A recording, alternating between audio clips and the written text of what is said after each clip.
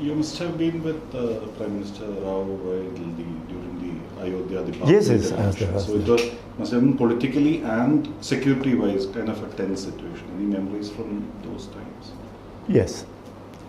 See, prior to the actual demolition on December 6, 1992,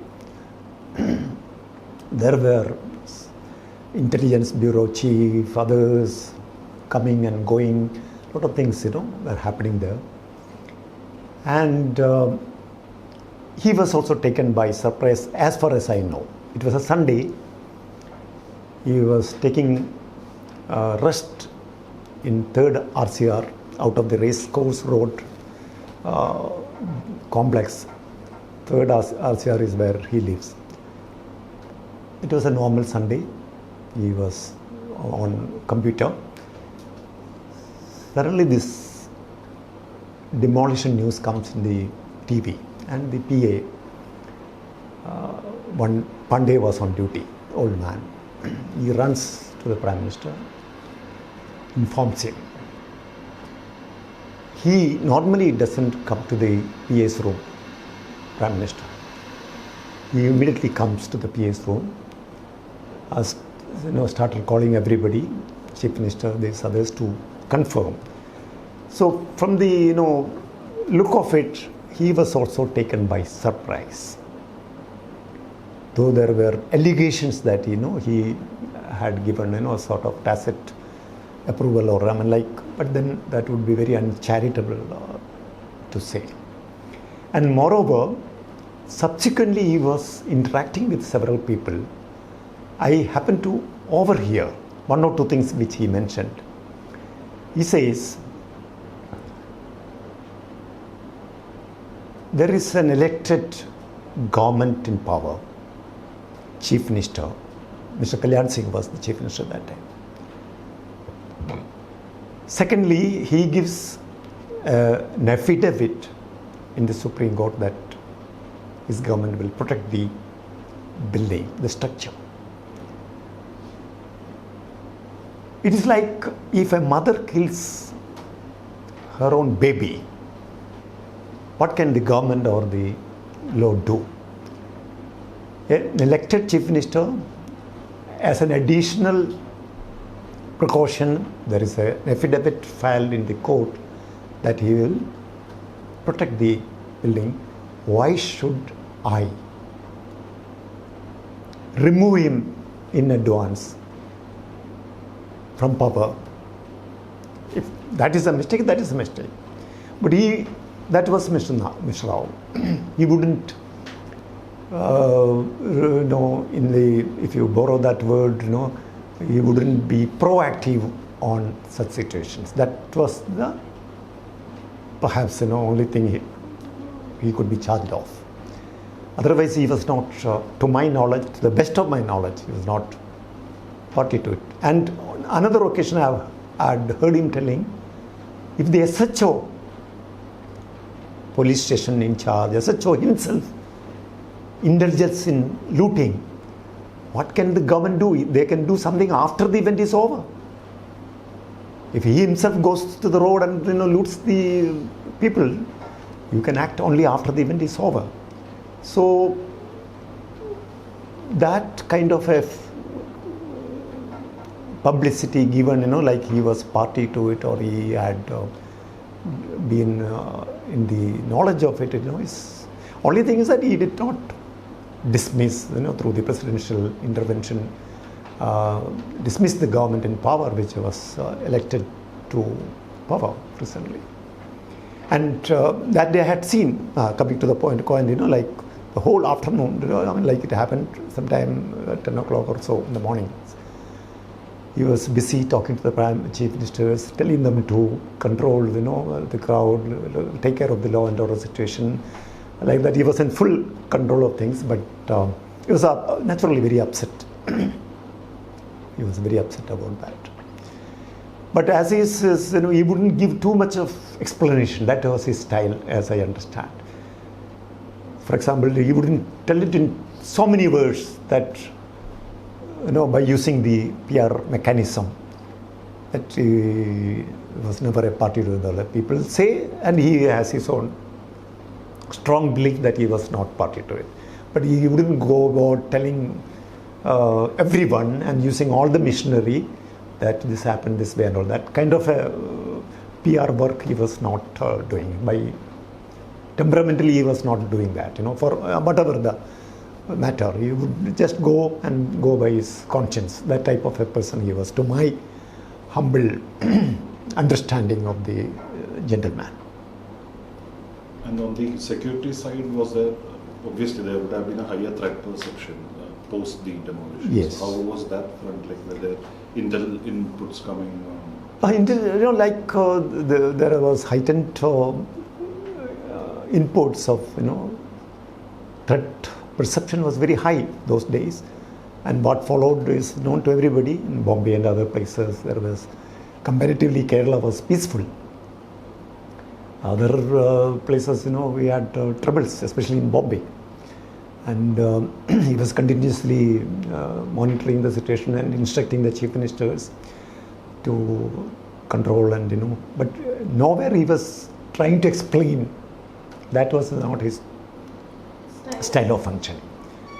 Like, this happened, I didn't know this, I don't know, blaming others who didn't know this, intelligence chief did not tell me this, that kind of a thing he doesn't do.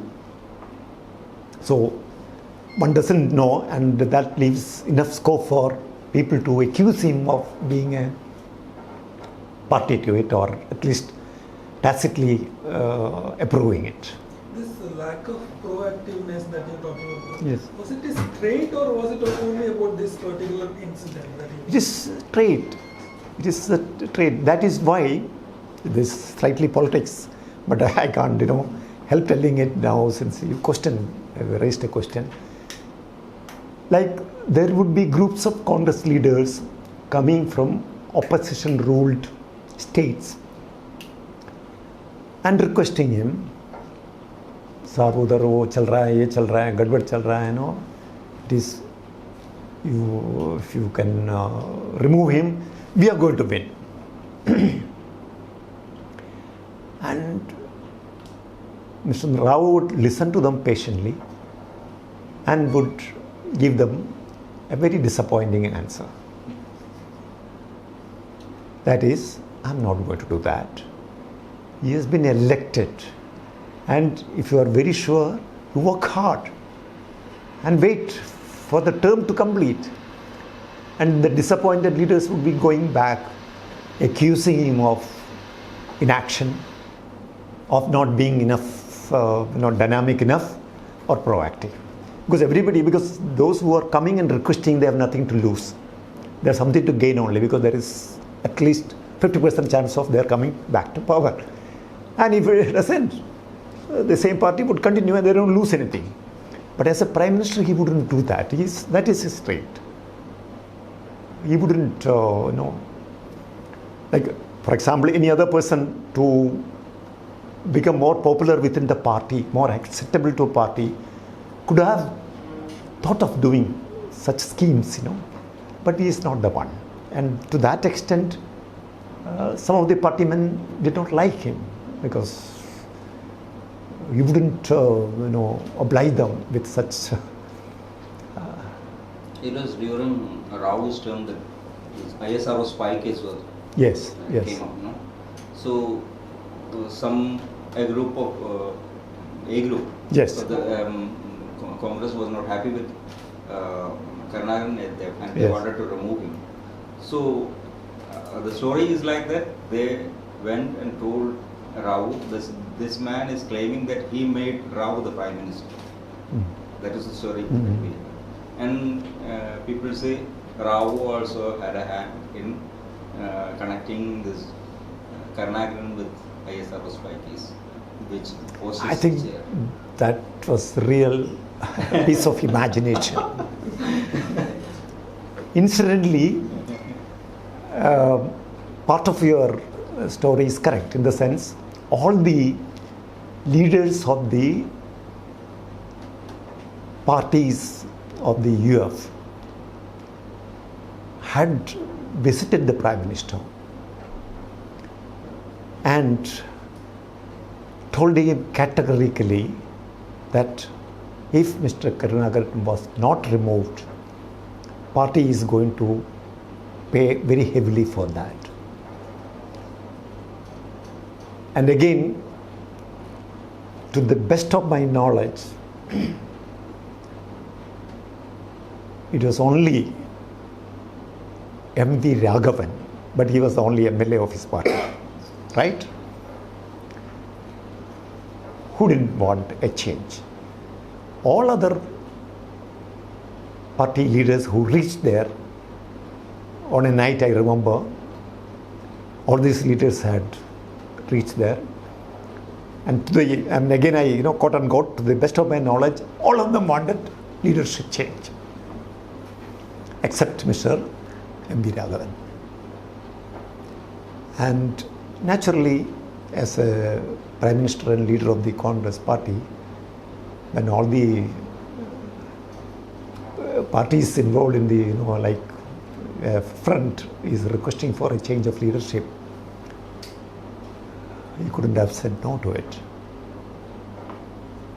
And the other theory is absolutely incorrect. And you must have, people, the press, the newspapers were full of it those days. Stories after story. Yes. And on top of it, the party leaders coming, all the leaders were there. Mr. K. Mani, Mr. Kunyari Kuti, everybody. All the coalition partners were there. Their leaders were there. It was a late night meeting, I remember. And I gathered, somehow I came to know that except Mr. Raghavan, all others had requested Mr. Rao for this change of leadership. So that, there is some scope for facing the election soon.